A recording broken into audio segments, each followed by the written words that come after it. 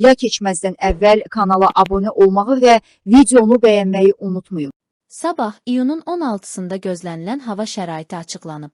Milli Hidrometeorologiya Xidmətindən yeni sabah haza verilən məlumata görə, Bakıda və Abşeron yarımadasında hava şəraitinin dəyişkən buludlu olacağı, arabir tutulacağı, günün birinci yarısında bəzi yerlərdə fasilələrlə yağış yağacağı gözlənilir. Yarımadanın bəzi yerlərində qısa müddətli leysan xarakterli olacağı, şimşək çaxacağı ehtimalı var. Arabir güclənən şimal-qərb küləyi əsəcək. Havanın temperaturu gecə 19-21 dərəcə isti, gündüz 23-26 dərəcə isti olacaq.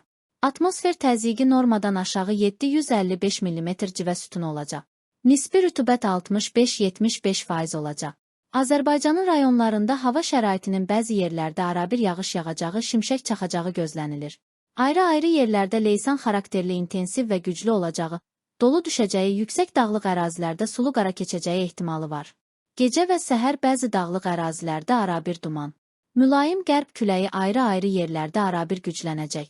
Havanın temperaturu gecə 15-20 dərəcə isti, gündüz 23-28 dərəcə isti, dağlarda gecə 6-10 dərəcə isti, gündüz 10-15 dərəcə isti olacaq.